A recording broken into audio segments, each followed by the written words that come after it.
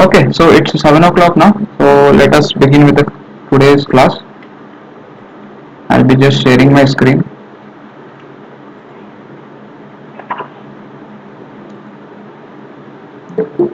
Is my screen visible?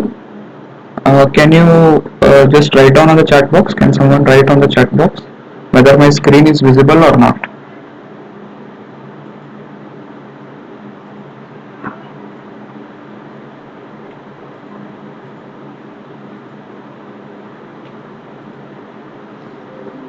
Okay, thank you.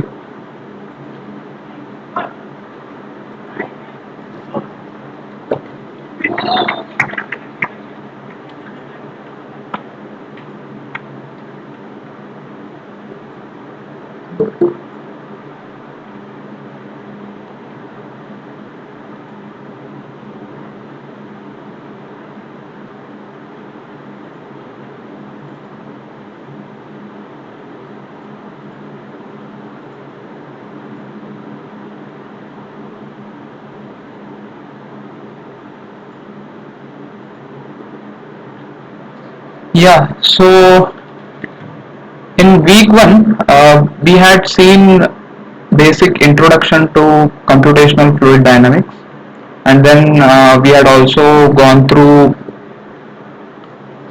governing equations which kind of exist in computational fluid dynamics. So can you guys write down what were the governing equations which we saw in computational fluid dynamics? What were the main governing equations which we kind of went through in week one?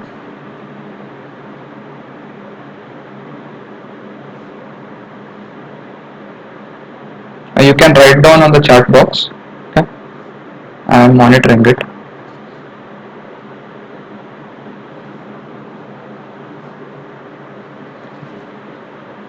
So first we had seen basic intro to CFD, what are the application areas, and what are the other methods apart from CFD which exist in permanent fluid investigation. Okay, and then we went to see some equations which are very important. Okay, Laplace, Poisson, wave equation. Yeah, exactly. So first we saw basic Laplace equation. Okay, then we went on with uh, unsteady state heat conduction. Okay, the governing equation for unsteady state heat equation. So after that there were some couple of important equations which we studied. Can you write them down on the chat box? uh, with respect to fluid mechanics, we studied two governing equations which were very important for fluid mechanics, I would say. Laplace equation and then unsteady state.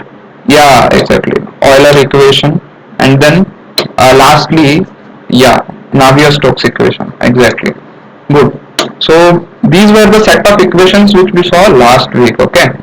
Starting from Laplace unsteady state heat conduction, then we came to Euler equation, which is a implicit approximation of Navier-Stokes equation. Then we saw incompressible form of Navier-Stokes equations, right? And these are the equations which are like crux of CFD. Okay, we in the whole course deal with mainly these equations only. Okay, we try to see what are the methods which kind of exist to solve these methods and how we can like convert them into a format which can be solved by computers. Okay, so that is the main idea behind this week's content. Okay, that is, you have partial differential equations which are the governing equations. Okay, now you cannot just give that equation to a computer and tell it to solve. Can it solve a partial differential equation directly? No. I mean, for complex cases you have some simple cases like you can use ODE45 in MATLAB and all, so that will kind of give you answers for some uncoupled very simple homogeneous, I would say, linear equations and all. But when you go into coupled equations which are non-homogeneous, non-linear, etc. So in that cases, direct differential equation cannot be solved by a computer. Even the simple equation also, MATLAB has its own functions through which it kind of approximates it and then solves it. Okay. So whenever we try to study CFD, the first thing which we do is come up with the governing equations for our problem statement.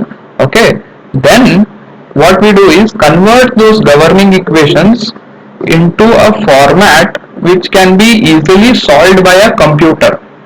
Okay, so that you can write a computer program to solve those to solve those equations. Okay, so that particular part of converting the partial differential equations, which are the governing equations, into a format which is easily solvable by a computer, it is called as discretization. I am telling it in a very simple words, although discretization exactly is different, but that is the main crux of discretization. That is why we need discretization. And while doing that, we do some approximations which we will study today, and why it is approximate and why it is not exact. Okay, so the title goes as approximate solutions of partial differential equations. So in that also, this week's content is only part 1, because we are going from governing equations, which are partial differential equations, into algebraic equations which can be solved by a computer. Okay, that is part 1. Second part is, once you come up with algebraic equations, how you solve them. There are different methods. Okay, there are different methods to solve the algebraic equations through a computer program. So that is part 2. We will not deal with that today. Okay, so I hope that today's contents are clear. Okay, at least what we are trying to kind of study. Okay, and I think many people have joined in. So just let me kind of give an intro about myself. My name is Sumant. I am a PhD research scholar in Department of Mechanical Engineering in IIT Bombay. So I am an additional TA for this NPTEL course. Okay, so every Sunday 7 to 8 p.m. we will be having this tutorial session, wherein the way in which I plan is to give a brief revision of whatever content was there in that particular week, and then we will try to solve some problems. Okay, so you should be ready with a pen and paper. Okay, you should be solving with me. Okay, then only you will get a practice and a better appreciation for the course, and also this will definitely help you to solve the assignment questions also. Okay, and last week I came to know that you guys were asking for the videos and then the presentation slides also. Okay, so we actually upload these videos, we record these videos and then upload it on YouTube, and also we kind of upload these slides on Google Drive. Okay, so I'll just share the link with you, so that you can tell your friends, if they have not attended, they can maybe watch through the video, and if you have any doubts, you can just see the Google Drive PPT. Okay, I'll just write down in the chat box.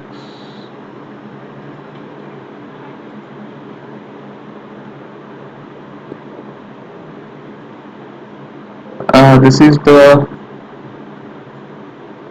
YouTube channel link. Okay, and then this is the Google Drive link. Okay,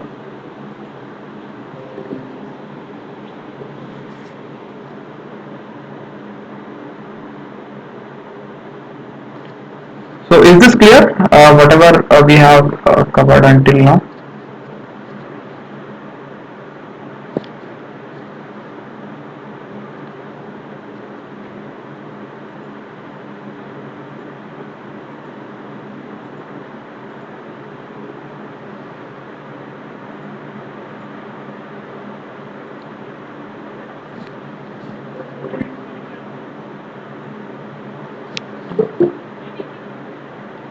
Okay, have you guys received this link?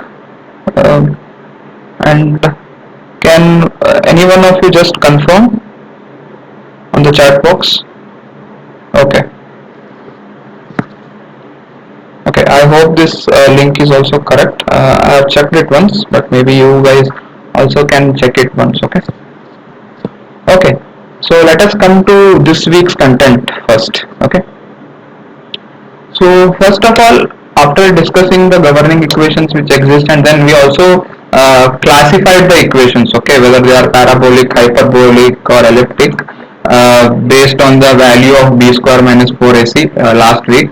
So we kind of arranged the governing equations in one particular format, and then we calculated the value of b square minus 4ac, and then kind of uh, so what is the nature of the partial differential equation, which will enable us to determine the correct method to use to solve that equation. Okay. After that, in the current week 2, okay, first I think we saw how we can kind of expand the derivative. Okay, so you always have partial differential equations, d square phi by dx square, d phi by dx, and then d square phi by dx by dy. So how can we then extend, elaborate this partial differential in a kind of functional format? So first, that for that we kind of use the first principle. You might have already. Okay, there is a question on the chat box. Is it b square minus 4ac or b square minus ac? It should be b square minus 4ac. That is what we had seen in the last week. I think I had shared the derivation also. I have shared the Google Drive link. Maybe you can go through the week 1 contents. And I think in the 10th question, I have actually kind of given the derivation also, how this b square minus 4ac comes into picture. Okay. uh, uh, in a simplistic way, I would say that you kind of arrange the equations like a into d square phi by dx square plus b into d square phi by dx dy plus c into d square phi by dy square. Okay, once you arrange that, and then what you do is that for a unique solution, you need to check whether the determinant goes to 0 or not. So when you kind of do that particular mathematical formulation, determinant of that particular matrix equal to 0, okay, then you kind of get in some roots of equation, that d phi by dx is equal to minus p plus or minus root of b square minus 4ac divided by 2a. Okay, so and then what we say is that, okay, if b square minus 4ac, if it is like greater than 0, then we have real roots, and two different roots we have. Okay, so that is why it becomes hyperbolic. If it is parabolic, we have only one root, b square minus 4ac 0. Elliptic, we have complex roots, so something like that we tell. Okay, so that is why it is b square minus 4ac. Okay, I hope this is clear. Okay, let us come back to this week's content. Okay, so first one was using the first principle. We saw how we can convert the differential in a functional format. So then we saw one more thing which is very important for today's questions. That is the Taylor series expansion. Okay, so Taylor series expansion is very important. I'll elaborate on Taylor series expansion in the next slides. So after that, you have learned three different types of discretization techniques. Okay, in week 2. Can you guys write down on the chat box what were the three different types of discretization techniques which you studied in week 2?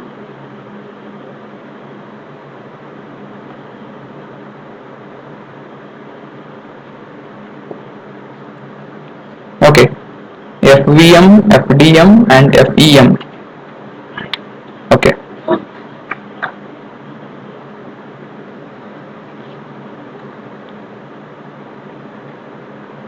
Yeah, so mainly we studied three different discretization techniques.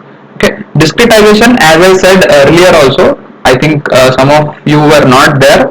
So let me again tell the meaning of discretization, although it is not very technical what I am telling. So you have some partial differential equations. Okay, you have differential equations. Now you want them to be solved by the computer, but the computer cannot solve it directly. Okay, so it needs some linear algebraic equation so that you come up with a matrix form Ax is equal to b. Ax is equal to b a linear equation, algebraic equation, it can be solved by a computer. You might be also aware about the methods like Gauss-Seidel method or Gauss-Jacobi method, okay, conjugate gradient. There are some methods through which we can write a computer program and make the computer to solve that equation. So the ultimate aim is to come from the partial differential equation to algebraic equation. That is what is called as discretization in a very simple terminology, okay. So for that, to come to linear algebraic equation, we have three different methods, okay. Finite volume method, finite difference method, and finite element method, okay. So first we had seen finite difference expansions, okay. So we used Taylor series, okay. So Taylor series was mainly developed to kind of get the expression of function at one particular point. So basically in Taylor series we write f of x plus delta x, or h, what you call it as step size, is equal to function of x. So basically it is mainly used to find the value of function at one particular point if you know the value at some other point, okay. So that is the main reason why Taylor series was formulated, but the CFD people have used it in a very different approach, I would say. CFD people came up with the approach to calculate the differential using this Taylor series expansion. We will see how that was done. Okay, you might have gone through that in week 2 contents also. I'll just revise through it. Okay, so people came up with a way to use the Taylor series to calculate the to kind of formulate the partial differential in terms of functional format, okay. So that was used, Taylor series is used as a tool here, okay. So that is the main advantage of Taylor series. Okay, so some of you have not received the link. I'll just share it again. Or maybe I'll do one thing, I'll share it at the end of the class so that everyone will be there. Okay, so then again I need not repeat it, okay. I'll share it at the end of the class, okay. So finite difference expansion we have seen using Taylor series, okay. Then why we are getting approximate solution, we saw that using truncation errors which came in, okay. I'll briefly explain also in the next slide what is truncation error and all. Based on truncation error, we also calculated the order of accuracy, okay. Last thing, so this was about finite difference method, okay. The concepts of finite difference are actually used in finite volume and finite element, I would say, although not very accurate. So basically, first of all, can you write down on the chat box why we really need finite volume and finite element when we already have finite difference method? What is the main like drawback which kind of exists with finite difference? Although it's not a drawback, it's a complexity, I would say. What is the main issue with finite difference? Why cannot we just stick with finite difference? Because finite difference is very easy. I mean, you might have also kind of understood that. But still we go with finite volume, finite element and all. Okay. Why? Can someone write down on the chat box? To obtain solution at arbitrary point in domain.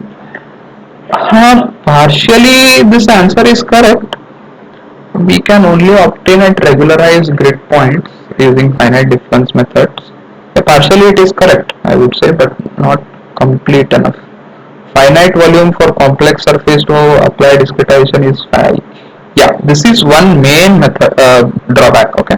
The finite volume method and finite element method, you can consider arbitrary control volumes or elements and then get the discretized form, which is not possible with finite difference method. It can be mainly applied for Cartesian geometries, like simple geometries like square, rectangle, or even if you have some L kind of shape, okay, there you can kind of apply finite difference very easily. But when you go for complex geometries, when the control volumes or your elements becomes very complex in nature or say unstructured in nature, there finite difference kind of is not applicable, although that is not 100% true.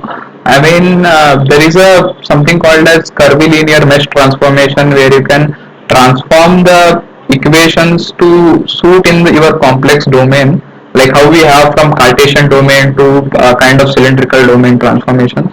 We can do that, but again that would be applicable only for regularized control cell control volumes or elements. Okay, the domains have to be like uniform in nature.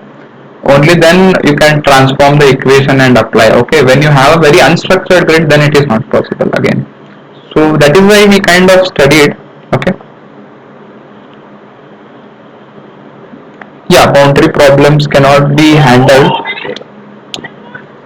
Yeah, that is also one of the drawback again with respect to the complex domains.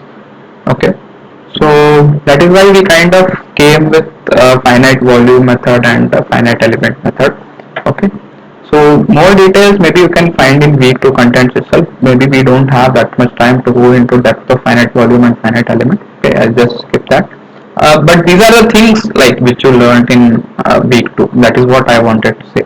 Okay, so mainly this week's questions are mainly from Taylor series and truncation error. So I have just elaborated a bit upon that. Okay, so say that you kind of have a value of function at particular point x, and you also know the derivatives at particular point x. Now you want to calculate uh, function's value at point x plus h. Okay, so in that particular case, you kind of use Taylor series expansion. F of x plus h is equal to f of x plus this expansion you already know. And similarly, instead of plus h, you can put minus h. Then you will come up with f of x minus h. Okay. So using this expansion, you can kind of calculate the values at f of x plus h. Okay. So CFD people, what they did is they used this expansion. Okay, they used this expansion to come up with equation for differential f dash of x, f double dash, that is d square f by dx square. Okay, f double dash means that.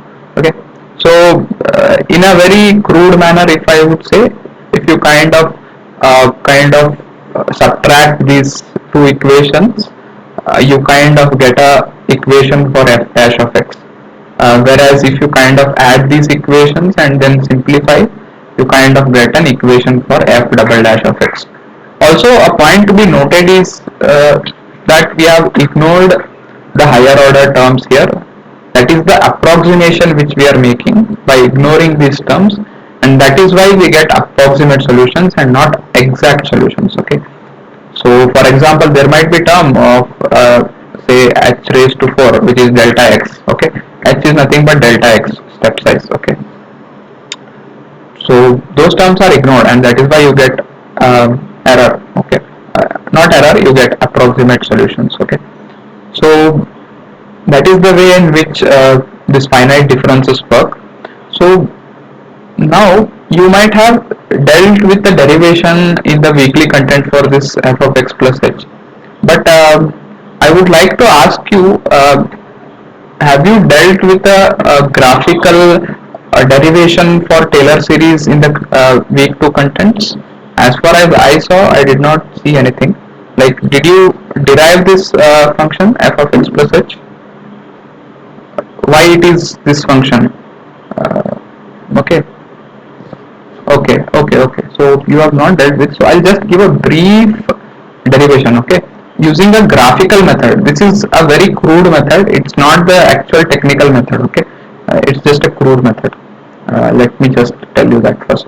Okay, so Taylor series was mainly formulated to get the values of function at a point. Okay, so that is the main idea. They did not have anything about getting finite difference or something like that. Okay, so what they did was they had a function. They need to calculate the function at say x plus h, which you call it as delta x. Okay, so this needs to be calculated.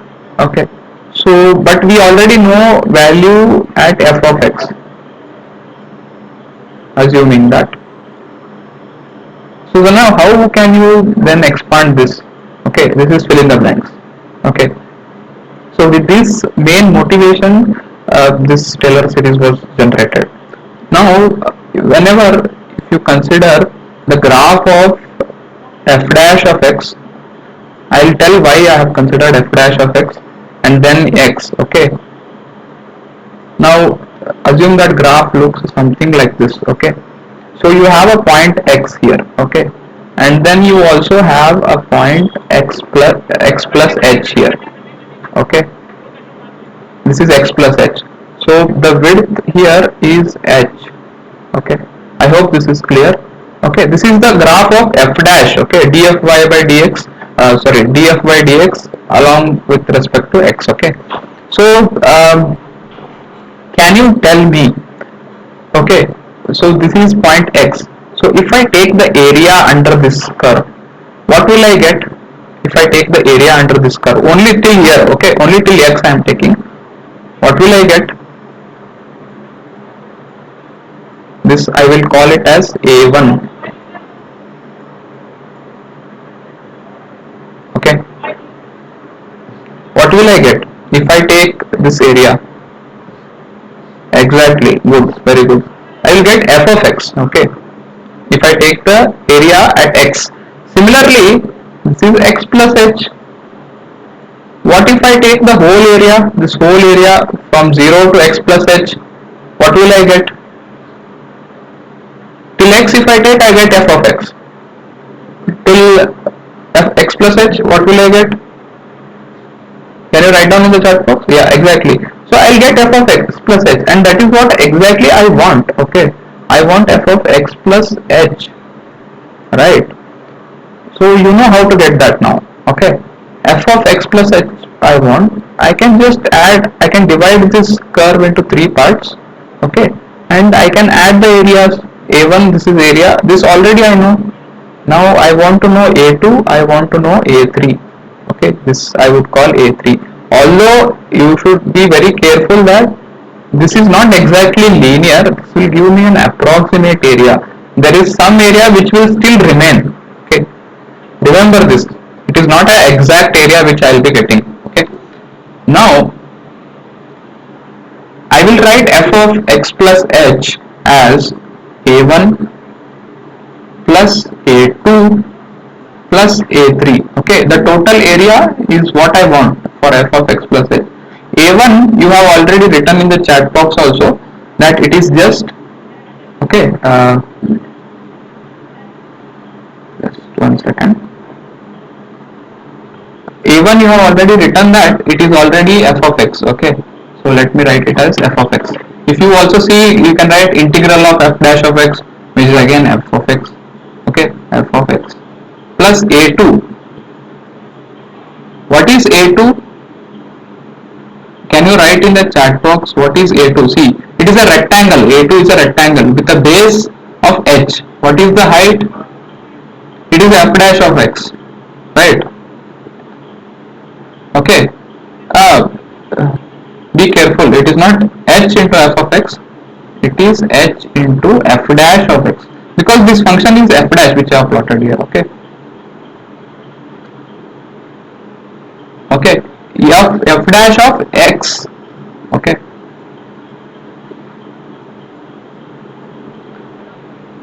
yeah, exactly. So okay, so this is the because I am taking this height. Okay, not, it is not x f dash of x plus h. Some of you have written x plus h will come here, no? I want to take only this rectangle. Okay, it is f dash of x plus a3. Now the main point is to calculate this a3. How will I calculate this a3? Now let me just zoom this. Okay, now I have something like this, and I want to just calculate the approximate area of triangle. Okay, now what is this line? This is the slope at this particular x point. Slope of f dash curve, what will it be? What will be the slope of f dash curve? F double dash, exactly. So this slope is nothing but this question mark which I want to calculate the area. This base anyway you know h. Okay, this is f dash, f double dash is the slope. Okay, so I can write this height. Okay, I can write this question mark as h into f double dash, right? Because f double dash, which is slope, is equal to question mark divided by h. That is the tan theta. Okay, because f double dash is slope. Okay, so a3, how will you calculate? Area of triangle, half of base into height. Half of base is h into height. Height we have just calculated, which is question mark, which is equal to h into f double dash. Now it will become h square into f double dash. So, and then again still something will be remaining, because I told you that this will not be exactly linear, something will be remaining. So in this way you can kind of get an expression for f of x plus h. This is a graphical method, okay, it's not a technical derivation, because you are still left out with some things. Okay, if you want to calculate the expression till f triple dash, okay, you should take the graph of f double dash. Okay, so that is the usual method. Okay, so why I am telling this is, if you kind of forget the expression for Taylor series in your exam, maybe you can use this approach. Okay, because usually you will need till only till f double dash. Okay, so because people forget many things in the exams. Okay, so I usually don't tend to remember much of the things. Okay, so you can try to kind of derive this in a very crude manner like this. Okay. Okay, I hope this gave you some appreciation of Taylor series. Okay, so usually in this way it was not derived, but also this is some graphical explanation for that.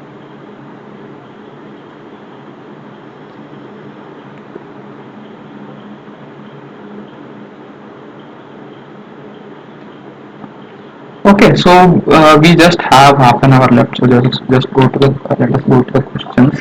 Mm, one more important aspect is the truncation error. So whenever you kind of calculate the differential in terms of the algebraic functions of or the variables, then you have always some extra terms which you kind of ignore. Okay, when you kind of come up with the equation for d square u by dx square. Okay, remember this. Whenever you come up with an expression for d square u by dx square, whenever you come up with an expression for differential term, whatever extra terms you kind of ignore, from that you are calculating truncation error. You are not calculating truncation error from Taylor series. People tend to get confused with that. Okay, so this is with respect to finite difference, the truncation error. Okay, so whatever minimum order is there in this term, so usually that we call it as the order of accuracy of a particular finite difference scheme. So here you can say that it is second order accurate, because the minimum term here is delta x square. Okay. Okay, Akshat has written this is similar to integration or some difference, because I learned same concept in integration. Yeah. So I just wanted to kind of give you an idea of how you can derive the Taylor series. Okay, at least till f double dash, so that even if you forget, you will be able to kind of do this within 2 minutes. Okay, so that was the main motivation. Yeah, it might be similar to whatever you have already studied. So let us do some 5 to 6 questions, whatever time permits. Okay. Um, so the first question is, the solution of PDEs using finite difference method is available only at grid points. So can you guys write down the answer for this? You might be knowing the answer. Yeah. So when we consider the finite difference method, we kind of divide the domain into equal number of parts. Okay, and then we kind of calculate the solution. Uh, just a second. We kind of calculate the solutions on the specified points. Although later on we can interpolate, but the results are obtained only on the specified points. Now you have two types of grid points. Okay, you have boundary grid points as well as you have internal grid points. On the boundary grid points, you need not solve the equations. governing equations. Okay, you need to just implement the boundary conditions, whereas in the internal grid points you have to solve the governing equations. Okay, so this is the concept of internal and boundary grid point. Okay, so you will be getting the answer on these grid points finally. Okay, so that is why this is true. Okay. Now the second question is again a very simple question. Which of the following is the formula for derivative by first principle, which you might have already studied in the class. So, so what should be the answer for this question? H is the difference in x coordinates between 2 points on the curve. So it is the step size. It is something like your delta x. Okay. Okay. Many of you are telling D. But we see in first order forward difference that dy by dx is given by f of x plus delta x minus f of x divided by delta x. Shouldn't that be also correct?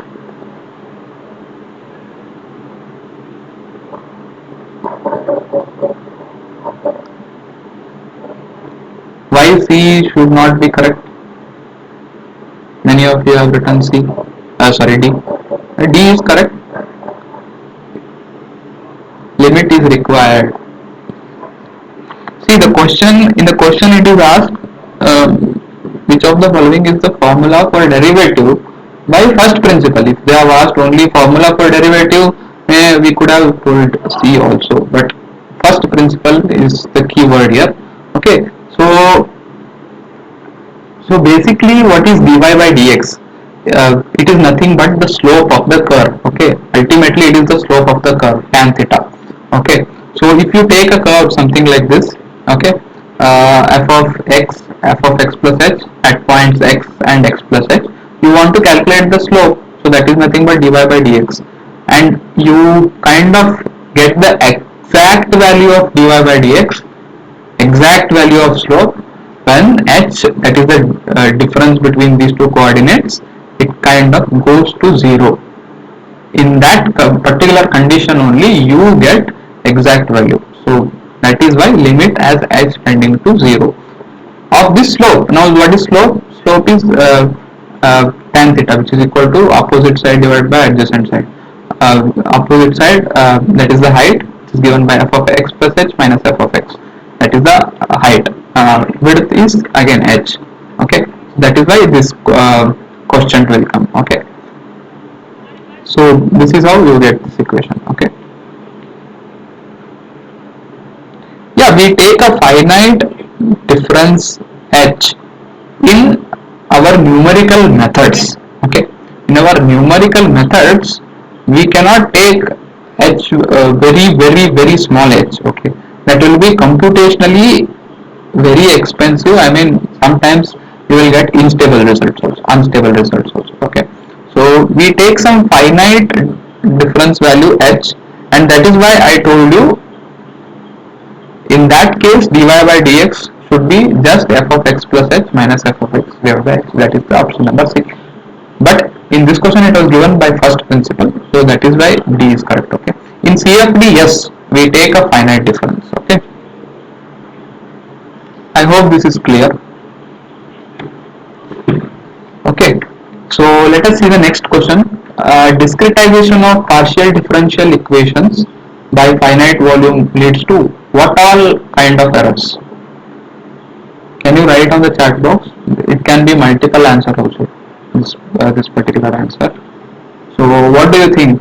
Discretization, okay, discretization of partial differential equations by finite volume method.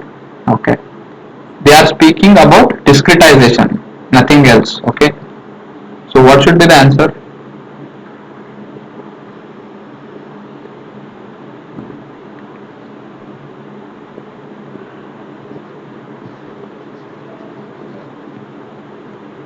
Okay, so there are some discrepancies in the answer. Mostly people are telling B and C, B and D, C and A and C. See, you should be again able to read the question properly. In the last question also it was asked by first principle. Okay, that is why you got only one correct answer. Here they have asked only about discretization. They have not asked about the solution methodology. Okay, let me try to detail one by one. See, truncation error just now I discussed. Truncation error will anyway come with any kind of discretization, whatever you do. In finite volume method also, ultimately when we kind of come up with a expression for d phi by dx at the last, we again use the central difference of forward difference scheme only. Okay, right? And even at the boundary point also we use direct finite difference method, even in finite volume method. Like at the boundaries I'm telling, if we have a heat flux of 0, insulated boundary condition, dt by dx is equal to 0 even in finite volume method. So you kind of use forward difference. There you will always land up with truncation error, right?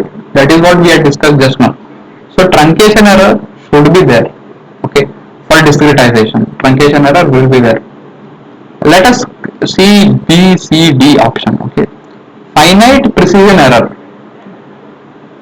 This precision error is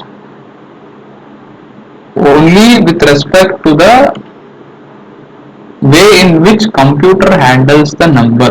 Okay, you already might be very well aware that okay, float has some precision, double has some precision of some digits. Okay, 16 digits, 8 digits, whatever it is, it has some memory in kbs. Okay, it can only accommodate some numbers. Okay, that is mainly the finite precision error. Okay, so does that come in discretization? No, we are not dealing with such things in discretization. When we go to solution methodology from discretization, when we write computer program, okay, there is some finite precision error which comes in. Okay, so that is why B cannot be an option.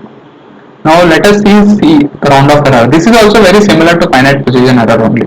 See, if you have some boundary conditions again wherein you cannot exactly give the boundary condition to the full value. Say you have measured some in experiment the velocity, say 2.34567 you in computation setup you give only 2.345, you round it off. And also due to the finite precision of the computer, again there is some round off which is happening. Okay, when you kind of deal with this Gauss Seidel iteration method. Okay, so there also there is some round off which is happening. Again it is mainly to deal with the computer. Okay, how the computer deals. In discretization we don't come with this round off error. Okay, so C is not correct. Then D is iteration error. Iteration will never come in discretization. It is in solution methodology only. The way in which we do the iterations, okay, through that the errors will come in. Okay, that you might study in the week 3 contents. Okay, so we have different iterative techniques, Gauss-Seidel, Jacobi iteration. We have conjugate gradient. They all land up with different results. Okay, they will be very similar, but they will be definitely different results. Okay, so that is where we kind of get into iterative errors. Okay, that is again to deal with computer. Okay, so we have only truncation error. Okay, it is the main thing. Okay, so only A should be correct here. Okay, and I'll ask you one question. I have written an expression here for truncation error. Is this correct or wrong? I have written an expression and I have written what is truncation error here. Okay, if I kind of approximate only to this term, I have written what is the truncation error. Can you guys write down in the chat box whether this is correct or not? What I have indicated as truncation error, yeah. Others, I have got answer only from one person, Divyendu. Okay, okay, so many of you are telling wrong. Exactly, it is wrong. That this I have written by mistake. Okay, so this is not the truncation error. Truncation error you get in when you kind of write the expression for f dash. Okay, just let me just type it. Okay, so when you write the expression for f dash from this particular f of x plus h, you kind of come up with f of x plus h minus f of x divided by h plus, if you see, okay, if you see from this PPT, f dash is equal to f of x plus h minus f of x divided by h I have taken into account. So here one order will get cancelled out. So it will be only f double dash into h, f double dash into h by 2, okay, 2 factorial. So this is the truncation error. So you can clearly see that it is of order 1, okay, so this is first order. Whereas if you see through this equation it was h square, uh, that would say that truncation error is of second order, whereas it is incorrect, okay, it is of first order because you are dividing it and then you are checking the results, okay. That is the main idea here, you are dividing it here, okay. Yeah, yeah, it has been written correctly in the chart box. It should be f dash formula. Yeah, in f dash formula, whatever you get it, that is mainly the truncation error. Okay, I hope this is also clear, because many questions might come from this truncation error, that is to calculate the truncation error or something like that. Okay, and based on truncation error only, you are calculating the order of accuracy of a scheme. So it is very important to understand truncation error. So that is why I have mainly written a wrong answer and then I kind of started the conversation here. Okay. So let us see the next question. Truncation error in a Taylor series expansion is given as so and so. This is a truncation error. This is a very simple example, although I would say that it is to some extent inaccurate. Let us see why. But can you just write the answer for this?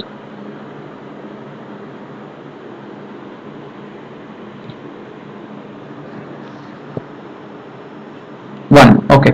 Yeah, it should be option number A, that is 1, because the minimum order of the truncation error here is 1. Okay. You have 2 also, but we see minimum order, so that you have only a first order accurate scheme. Okay.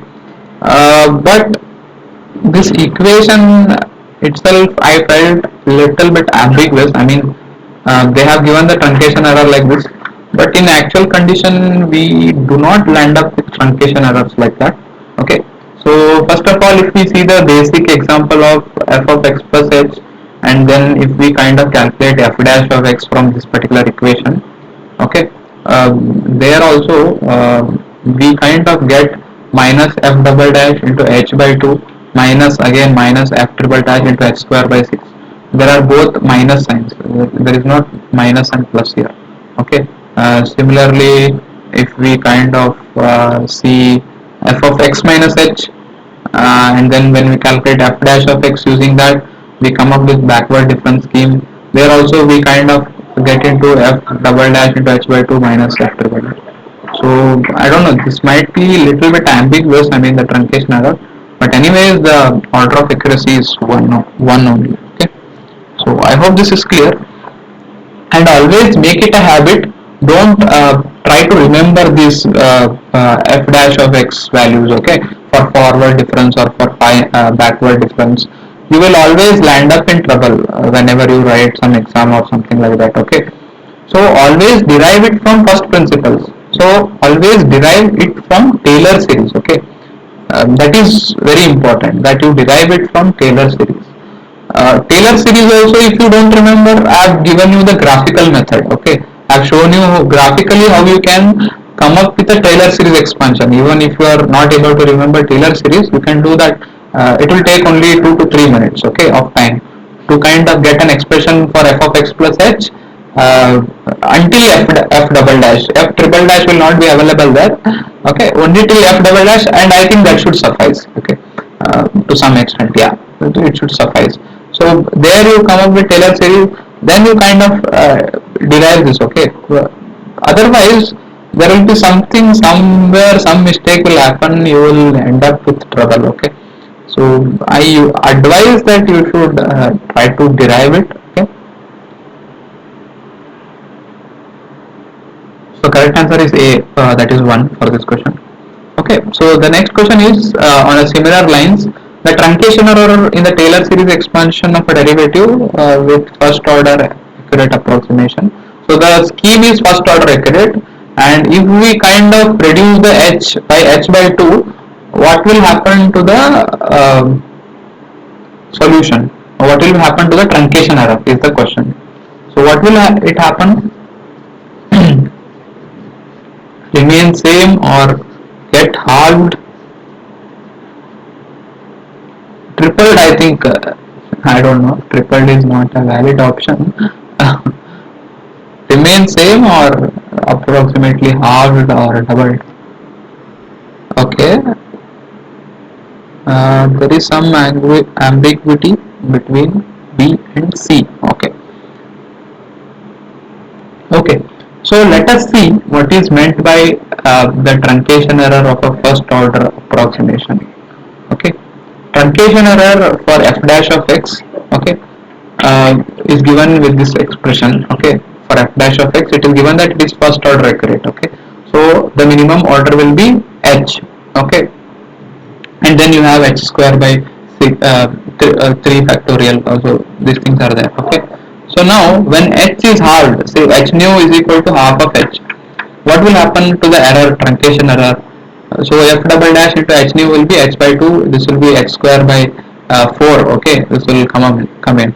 Now if you remove the term 2, you will get again some other truncation error here. Okay, so the answer is it cannot be same, that is 100% sure. Okay, it cannot remain same. Okay, definitely the truncation error changes. Okay, now we cannot exactly comment what has happened to truncation error, because if we see this expression wherein I plugged in h nu is equal to h by 2. Okay, so I have removed just 2 outside, and then I see that it is f double dash h by 2 minus f triple dash h square by 2 into 6, whereas in the original truncation error it was only h square by 6. It is not equal to this, I mean exactly not half also. Okay, so that is the ambiguity here. So the options are quite interesting here. So approximately is what they have written. So you can say approximately it is halved, because if you see h square, if you take a small value of delta x, then delta x square will be very small. So you can ignore this particular term here only. Okay, here also and here also in both the equation. And then if you compare, then it will be halved. Okay, exactly halved.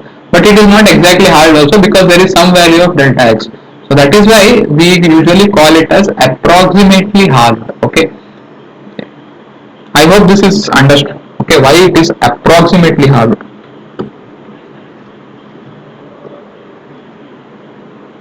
Is this clear? Why it is approximately halved? Can you write in the chat box? If you have any queries also, you can write in the chat box in between. Okay.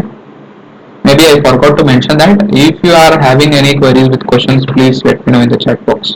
Okay. Okay. I hope you have understood why it is approximately halved. Okay. So if there was an option exactly halved, okay, that would be incorrect. Okay. This is half. This is half or halved.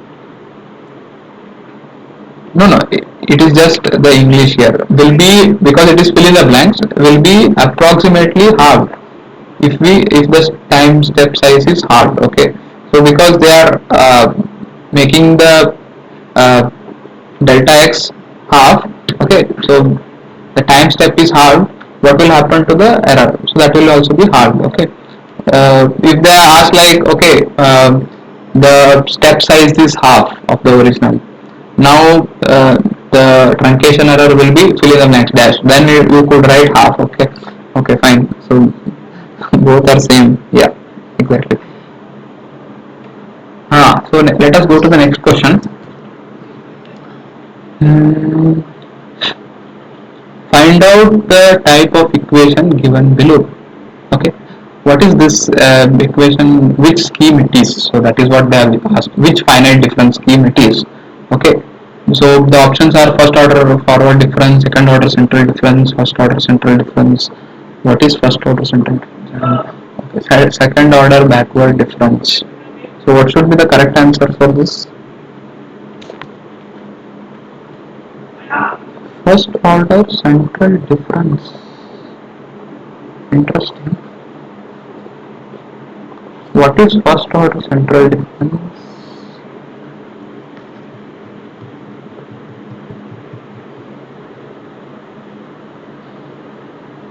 This was covered in the weekly content, right? The central difference schemes, not the central difference scheme, I mean the general difference schemes. Was it covered? Can you write down in chat box whether the finite difference schemes were discussed in the week 2 content? I think I have seen it. Yeah, yes, it is covered. Okay. So, see, okay, there is some ambiguity with respect to this question. Okay, let us just complete at this question. Okay, because its time is going out. So this will be the last question which we will see today. So, how do you determine the order of accuracy? Just forget about forward or backward or central or whatever it is. Okay, how do you determine the order? First order, second order, third order. How do you determine that? How do you determine the order of accuracy of a scheme? Can you write down in the chat box? We have to consider the LHS side order, RHS side order, I think you mean to say, not the LHS. Yeah, I mean if you kind of arrange it, okay, here and there, it will become LHS. Okay, indices, differentiation order. I am not getting the technical word which I want. Okay, order is index of H. Yes, exactly, index of H. What do you call that? We were discussing till now, na? What is that index of H called? Minimum index of H. What is it called? There is a technical term which we just now discussed. The yeah, order of accuracy. No, that is fine. I had told the minimum index of H which you get on the approximated terms is called some error. Okay, fill in the blanks. No. Yeah, truncation error. Exactly. So you have to see the order in the truncation error. That is how you determine the order of the scheme. Okay. You have to calculate the truncation error. Okay, first. Then see the order of index H in the truncation error. The minimum order is nothing but the order of accuracy of scheme. Okay. That itself is the order of accuracy of a scheme. Right. So we have to calculate the truncation error for this. They have not given the truncation error, they have just given the scheme. How can you comment on this? Through memory you can comment whether it is first order or second order. But as I said earlier, don't go with your memory, try to do the derivations. Okay. I'll just tell a trick how to do this. Okay.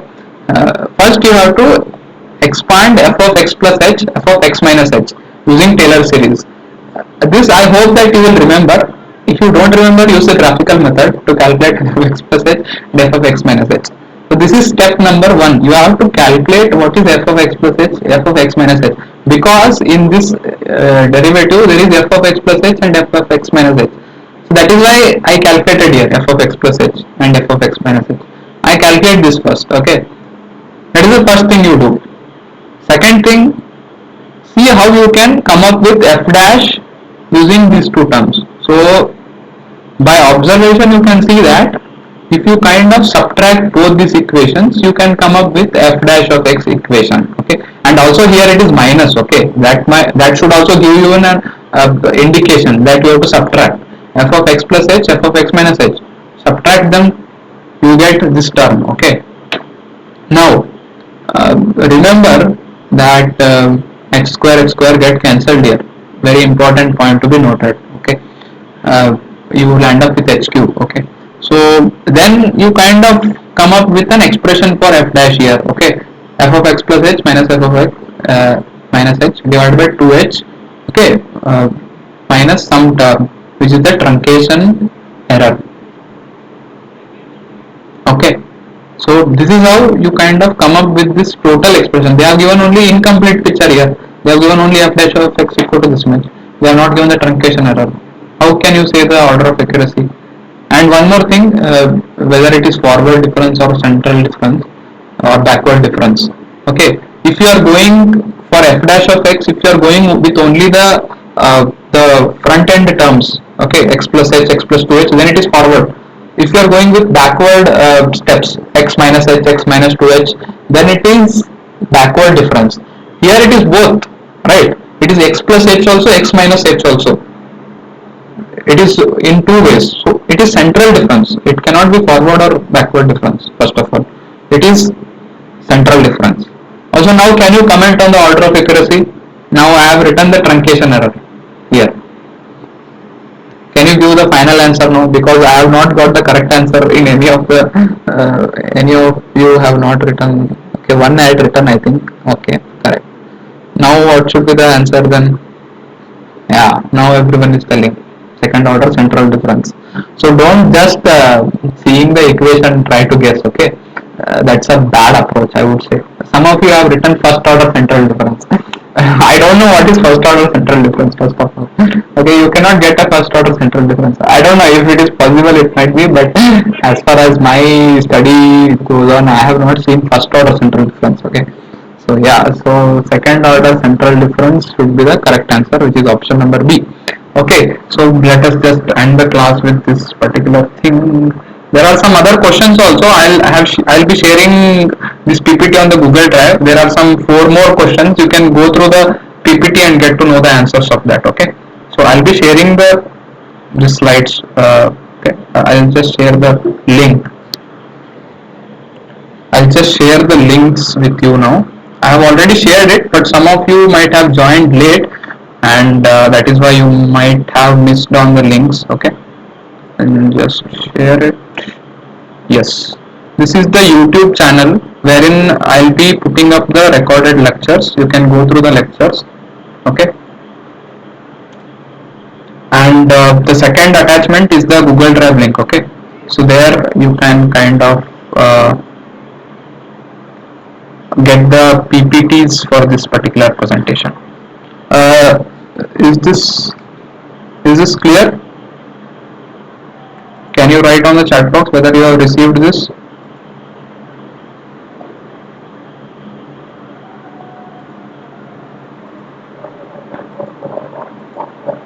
Okay, so any queries with respect to the questions which we have solved today? If there are any queries, you can ask.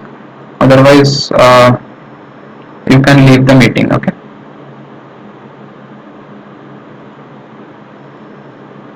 Yeah, and also one more important thing. Uh, this tutorial session will be followed by uh, another tutorial session on Sunday, okay, from 3 to 4 p.m. It will be an extension of this particular weekly contents only, okay. So you can maybe join that meeting also. And I wanted to just know some critical feedback from your side, okay, regarding the audio quality and the pace in which I am going with respect to questions. Can you give some comments on the chat box?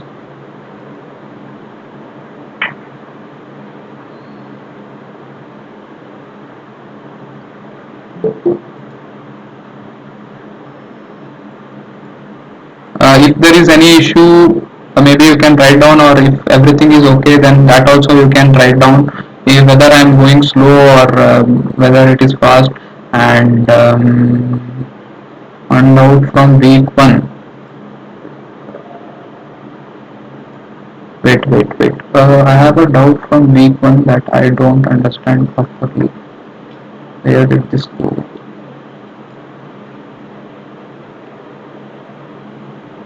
Domain of dependence. Akshat, I'll do one thing. I am not able to get your question properly. Okay, you can unmute yourself and ask the question. Can you unmute yourself and ask the question? Yeah, Akshat. What is your question? Yes, I learned the Hindi derivation, the zone of influence and domain of independence, domain of dependency, in which this diagram I learned Sin diagram which is I'm not understanding. See, usually whenever we try to solve a CFD problem, we also have to decide on the domain which we have to consider. Okay.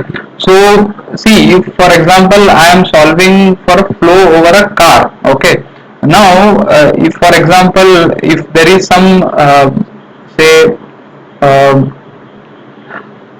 a bird which is kind of flying exactly above the car, okay, then the flow around the car might get affected due to the flow around that particular bird also, right? So I need to include both of them into the picture to solve the to get the complete solution. Okay, I cannot include just the car. Okay, the domain of car and surrounding, little bit of surrounding. I need to include an extended domain wherein I consider some other things also which are there in the domain, so that whatever effect is coming on the car due to some other substance in the domain, that is also kind of included here. So that is usually covered through a domain independent study.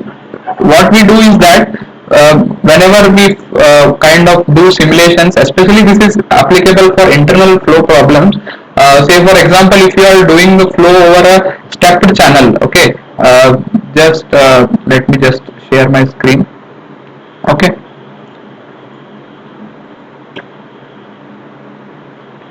So for example, I have an internal flow problem like this. Okay. So fluid is coming from the inlet. Okay. And some recirculation zones are being formed. Now I cannot take the inlet at the outlet at this particular section only, because the flow is still I mean developing, and still it has some recirculation zones which might be affecting the force on the wall. Okay, this particular wall. Okay, so you cannot take the outlet exactly at this particular point. You have to take some extended domain and then take the outlet at that particular point, at a farther point. Okay, so that is mainly the meaning of domain independence. Okay, I mean we do perform domain independent study. Okay, so did that at least partially answer your question, or you are asking something else?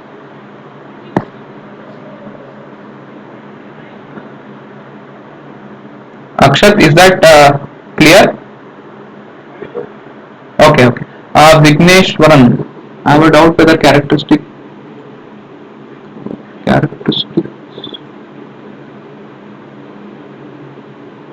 Wait a minute. It's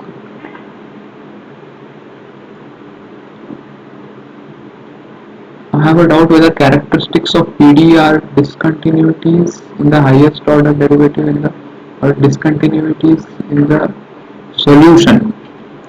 So it's mainly with respect to the solutions, I would say, because whenever you get a solution of that particular PD, you have some immediate spikes which come in, and which are usually termed as discontinuities, and you kind of try to determine where that discontinuity will come in through this characterization of PDs. Okay, so I would say it is the discontinuities in the solution, but definitely I will again go through this. Maybe I will recheck and I'll maybe tell you this in the next class.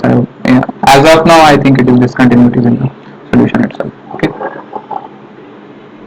Okay. So what is the smoothness of equation? Okay, I don't know which lecture you are talking about. I don't know. Smoothness of equation. I mean, which lecture? I think I did not mention smoothness of equation in lecture 1. I mean, week 1 contents. Are you talking about the weekly content which was hosted on NPTEL website? Okay, okay, fine. So I did not see that, okay, particularly. So maybe I'll go through that, okay, and I'll try to see what is the smoothness of equation. Even I am hearing this for the first time, I would say. So 1D Laplace equation. So basically, what you will try to do is that you will have to again take it in that particular form: a into d square phi by dx square minus b plus b into d phi by dx dy. So you will see that b, c, everything are 0. So anyway you will have only A as 1 say, okay. So what will be that? You should only tell now. B is C or 0. What will be the root? B square minus 4AC, what will it be? It will be 0, right? So what do you say when it is 0? You know the answer. When B square minus 4AC is 0, what is the nature of equation? Yeah, so that is the answer. What is the, okay, just let me, I am not able to see the comments properly. Can you repeat?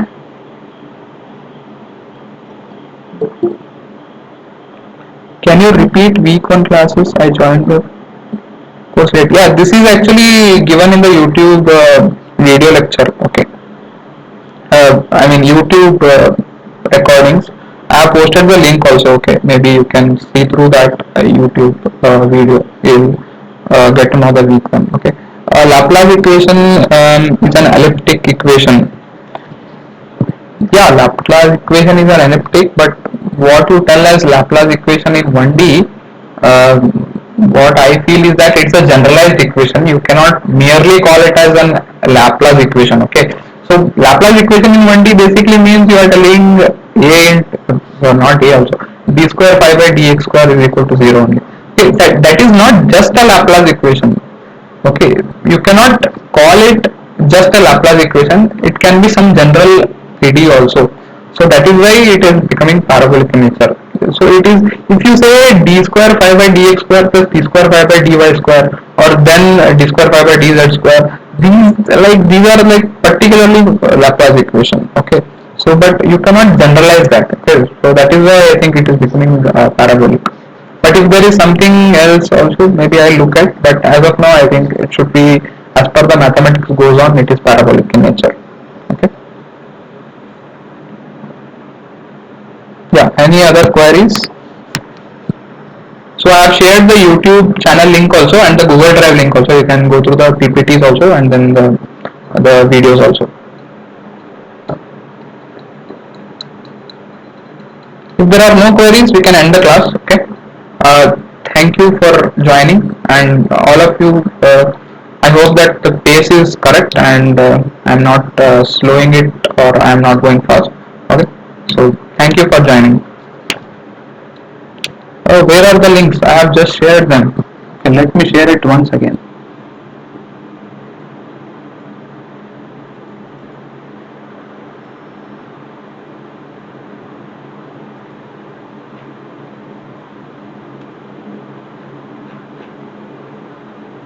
This is the YouTube channel link which I have shared just now.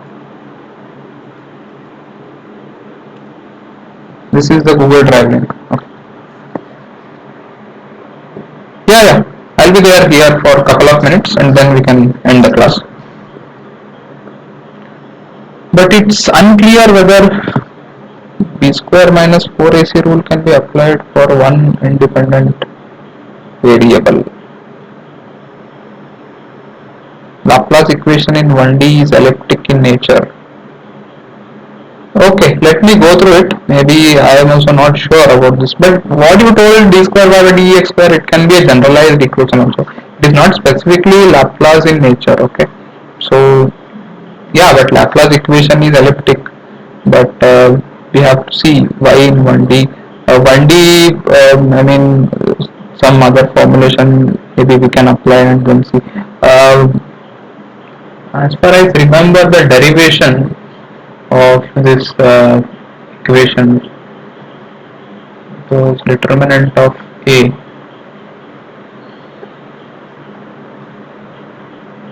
Yeah, exactly. So this formulation cannot be applied. Yes, you are right. So yeah, this formulation cannot be applied there. D square minus 4ac. So determinant there will be just the A term, I think. But why will it become elliptic then? I'll have to see. Maybe what is the formulation for 1D, because I think this formulation will not work.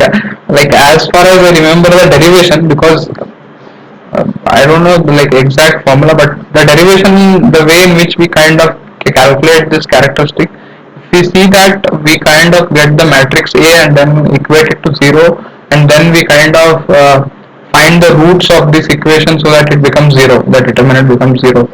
So in that sense, maybe there is some value which comes in, but then I think it would become hyperbolic in nature. Why it should become elliptic? I am also really getting confused with this. So I'll maybe look it into that aspect and I'll let you know in the next week. Yeah, thanks for asking this question.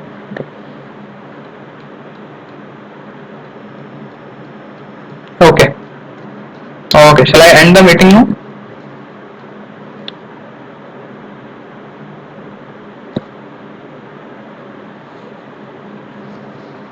Okay. Thank you for joining.